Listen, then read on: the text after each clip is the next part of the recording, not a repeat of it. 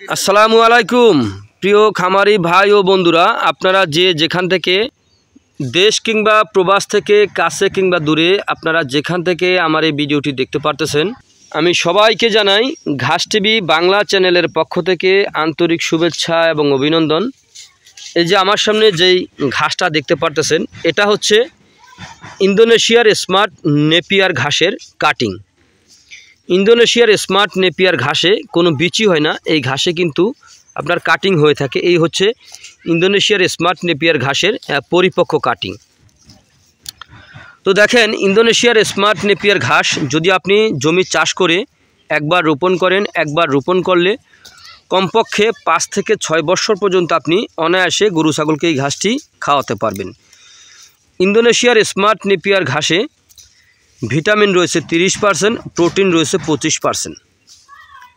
এই কারণে এই ঘাস খাওয়ালে দানাদার খাদ্যের চাহিদা কমে যায় অথবা দুধ ও মাংস উভয় বৃদ্ধি হয়ে থাকে।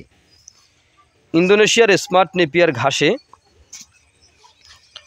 কোনো তুলনা হয় না। এই ঘাসটা যদি আপনি দেখা যাচ্ছে এখানে যে কাটিংগুলো দেখতে পাচ্ছেন, এর একটি কাটিং, যেমন এখান থেকে একটি কাটিং যদি আপনি নেন রোপণ করেন, দেখা যাচ্ছে এখানে যদি সাপোজ ধরেন আপনার 1 2 3 4 5 6 7টার মতো গিট আছে, দেখা যাচ্ছে আবার এখানে 1 2 3 4টা গিট আছে এটার ভিতরে।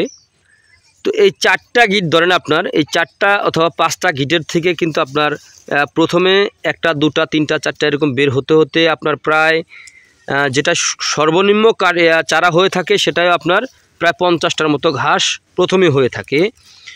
যখন আপনি একবার কাটবেন, কাটার পরে কয়েক গুণ বেশি এই ঘাসটা কিন্তু গজিয়ে থাকে। তো এই ঘাস আপনার কখন রোপণ করবেন, কিভাবে রোপণ করবেন, দেখেন এই ঘাসের কাটিং রোপণ করতে কোনো দিনক্ষণের প্রয়োজন নাই। যে কোনো মৌসুমে যে কোনো মাটিতে আপনি রোপণ করতে পারেন, যেমন এঁটেল মাটি, বেলে মাটি, দোআঁশ মাটি অথবা পাহাড়ের টিলায় আপনি সর্ব জায়গায় এই ঘাসটি রোপণ করতে পারেন। এই ঘাসটি বর্তমানে বাংলাদেশের সেরা ঘাস, পাতাযুক্ত রসালো স্বাদযুক্ত ঘাস।